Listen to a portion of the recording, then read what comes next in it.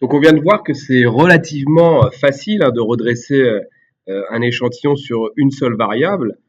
Par contre, là, on va voir que c'est un peu plus compliqué de redresser l'échantillon sur plusieurs variables.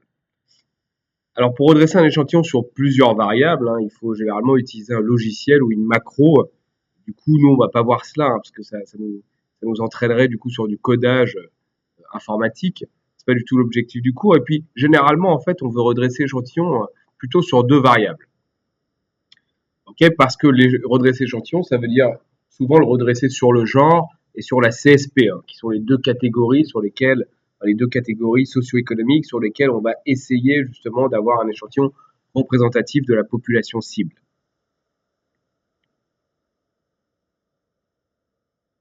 Donc, je vais vous donner un exemple de redressement d'échantillon sur deux variables. Alors, supposons qu'on fasse très simple, on va dire qu'il y a deux types de CSP, il y a des étudiants ou des salariés. Et puis, j'ai évidemment, je retrouve cette dichotomie entre les hommes et les femmes pour le genre. Et donc, j'ai homme-femme, le genre, et puis j'ai deux types de CSP, étudiants et salariés. Le premier tableau, en fait, c'est ma base réelle, c'est-à-dire la base de répondants. Je vois que dans ma base de répondants, j'ai 10 hommes étudiants, 10 hommes salariés, ici. Ça me fait 20 hommes au total, 40 femmes étudiantes, 40 femmes salariées. J'ai donc 80 femmes au total. Je peux aussi additionner du coup les lignes. Donc j'ai 10 hommes étudiants, 40 femmes étudiantes, ça me fait 50 étudiants. Et puis 10 hommes salariés, 40 femmes salariées, ça me donne 50 salariés. Donc ça, c'est la réalité. J'ai vraiment une parité d'étudiants et de salariés. Et puis, par contre, j'ai une surreprésentation des femmes, 80 femmes, puis 20 hommes. Alors quand je dis surreprésentation, ça veut dire par rapport au tableau d'en bas, qui est en fait l'effectif théorique, c'est-à-dire l'effectif de la population cible, l'effectif que j'aimerais avoir quand je lance mon questionnaire. Là, je vois que j'ai 20 étudiants. Okay, donc 20 étudiants, j'en ai 50 dans mes répondants, je devrais en avoir 20. Donc j'en ai au moins, plus de 2 fois trop. Les salariés, je vois que je devrais avoir 80 salariés sur 100 individus, j'en ai 50 ici. Donc je n'ai pas assez de salariés dans ma base de répondants. Quand je regarde les hommes et les femmes, je devrais avoir 50% d'hommes, 50% de femmes. Donc sur une base de 100 répondants, 50 hommes et 50 femmes. Et puis je vois que moi, dans ma réalité, dans ma base de répondants, j'ai plutôt 80% de femmes et 20% d'hommes. Donc là, je suis un peu embêté. Je vois qu'il y a des gros problèmes aussi bien en termes de CSP. J'ai beaucoup trop d'étudiants par rapport à la population cible, qu'en termes de genre, j'ai beaucoup trop de femmes par rapport à la population cible. Donc je vois que je vais devoir sous-coefficienter les femmes et les étudiants. Et je vais devoir, à l'inverse, évidemment, sur-coefficienter, donner un poids plus important aux salariés et aux hommes afin d'avoir des résultats qui ressemblent à ceux qu'on aurait pu avoir pour la population cible.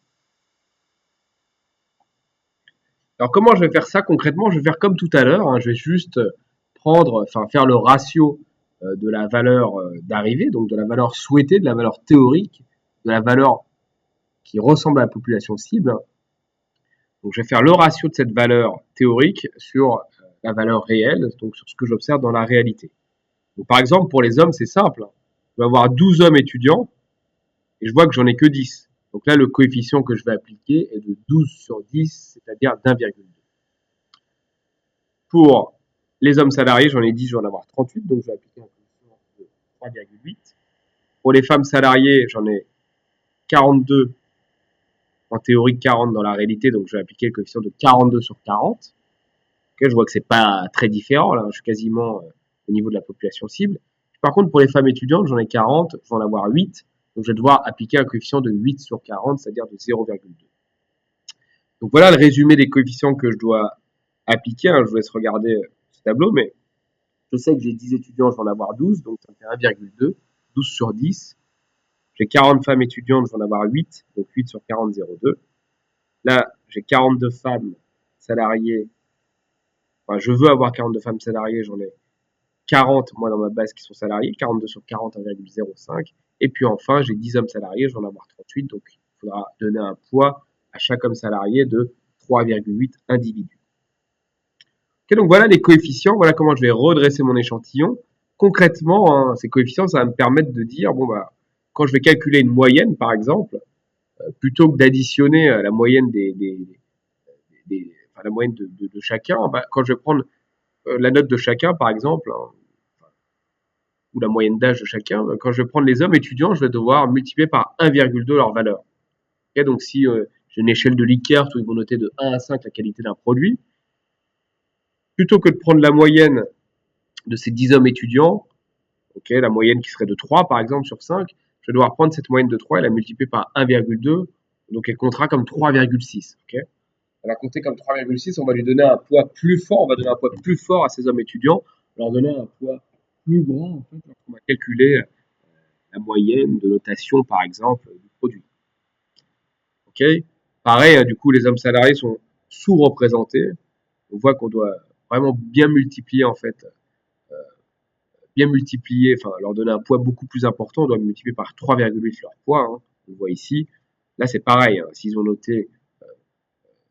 noté d'une certaine manière un produit, on va multiplier en fait la note qu'ils ont donnée à un produit pour que ça ressorte en fait dans la moyenne qui est calculée.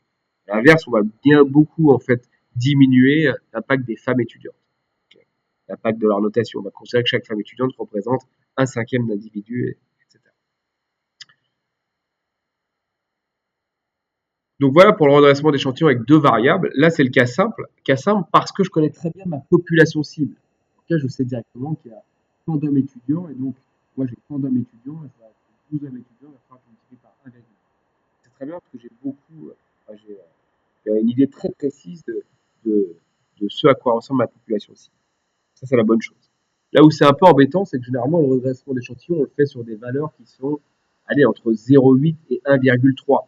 Et là encore, une idée, c'est une idée, en fait, qui n'est pas statistiquement prouvée. Hein. C'est juste une idée, en fait, de ce qui est acceptable en termes de redressement ou non. Okay, une espèce de convention. Donc là, quand je suis à 0,2 ou à 3,8, c'est beaucoup trop hein, comme redressement. Okay, parce que redresser, ça va entraîner un changement de mes résultats. Hein. Je vais donner beaucoup plus de poids aux hommes salariés. Okay, ça va complètement changer mes résultats. Je vais multiplier par 3,8 leur poids.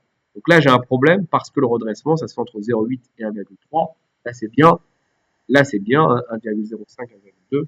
0,2 ou 3,8. C'est-à-dire que je vais vraiment dégrader le pouvoir, l'impact, en fait, de, de, de certaines catégories de la population sur les variables et donc sur mon analyse. Et donc ça, c'est pas très honnête. Donc vous voyez en fait que le redressement, ça doit se faire quand même dans une certaine mesure. Hein. C'est une forme d'éthique en fait, hein, finalement. Et puis, euh, évidemment, il faut l'éviter au maximum. Donc quand vous voyez que vous n'avez pas assez de femmes, pas assez enfin trop pardon, de femmes étudiantes ou pas assez d'hommes salariés, il faut faire en sorte